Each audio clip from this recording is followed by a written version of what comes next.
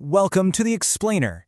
Today, we're diving into a genuinely fascinating aspect of human nature, how our minds manage to project our identity across time. It's all about future continuity and the architecture of our temporal identity. We'll be looking into exactly why we sometimes lose connection with our future selves, and crucially, how we can get that connection back. Just think about this for a second. The future does not yet exist, yet we constantly act on its behalf. Really let that sink in. It's got this incredible philosophical weight to it, doesn't it? We're constantly making choices and living our lives for a reality that we can't physically see, a reality that hasn't even happened yet. It's this beautiful paradox that essentially defines the human experience. Part 1. The Unseen Future. Everyday Acts of Temporal Projection. So, let's jump right into this. We often think of the future as this grand, almost sci-fi concept, but honestly, our actual connection to the unseen future is incredibly mundane. Think about it. Learning a new skill, saving a bit of money, working out to maintain your health, planting a tree in your backyard, raising kids, or even just keeping a promise to a friend. These aren't just things we do for today. By doing them, we're literally throwing an anchor forward into tomorrow. We're projecting our temporal identity every single day in these subtle, quiet ways we barely even notice. And this brings us to what I think is a highly liberating realization. Long-term thinking, it's not about perfectly predicting the future. We really don't need a crystal ball. Instead, it's simply about preserving a cognitive connection to it. It's a psychological state. It's about remaining open to tomorrow, rather than stressing out over getting the forecast exactly right. Part 2. Observation, the Modern Present Bias.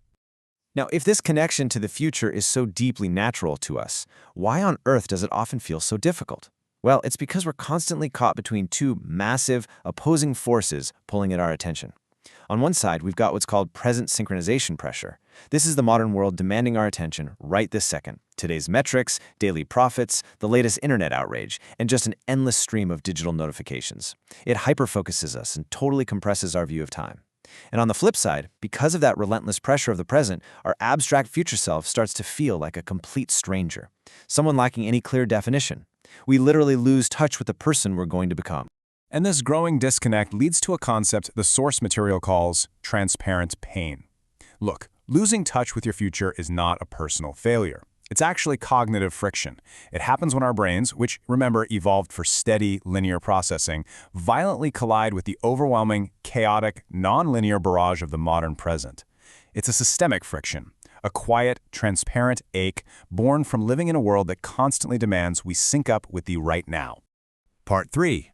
Structure, the architecture of connection.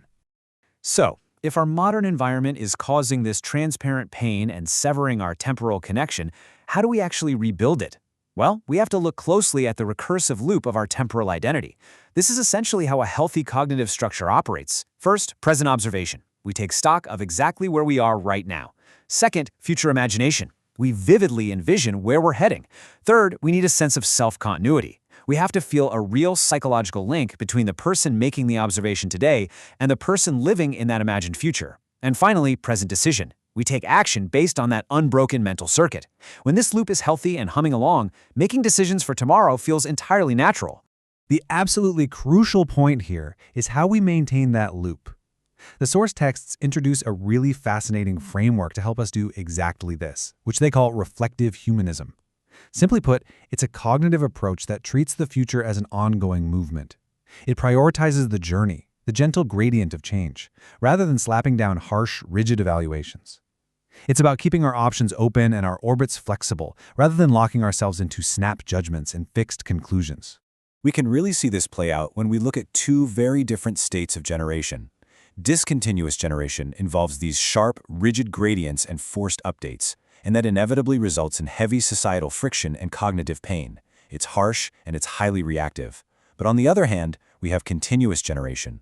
This relies on gentle gradients, open questions, and quiet, fluid phase shifts. Approaching life with an open, questioning mind rather than definitive hardline judgments minimizes that cognitive pain and keeps our connection to the future fluid and totally unbroken. Part 4. Implication, a civilizational scale. Let's scale this up, because this concept doesn't just apply to you and me on a personal level, it scales up in a massive, massive way, from the individual mind all the way to the survival of humanity itself. Check this out. Saving money at the individual level uses the exact same cognitive structure as infrastructure investment at the civilizational level. Maintaining your personal health directly mirrors environmental stewardship. Individual learning is the absolute fundamental building block for societal scientific research and education. It's wild to think about, but the exact same psychological machinery that helps you put away money for retirement is literally what constructs a sustainable society. It all boils down to this profoundly beautiful idea. Civilization itself relies on maintaining a quiet, unbroken connection to people who do not yet exist. Humanity's survival doesn't depend on whether we can perfectly engineer or predict the future. Not at all. It depends entirely on whether we can maintain the capacity to feel deeply connected to generations we will literally never even meet. Part 5. Question: the open thread. We've explored the architecture of temporal identity, the transparent pain of the present moment, and the massive implications this holds for our civilization.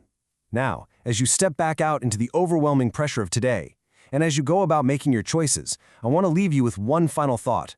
Take a moment and ask yourself, are we protecting only the person we are today, or are we quietly preserving a connection with someone we have not yet become?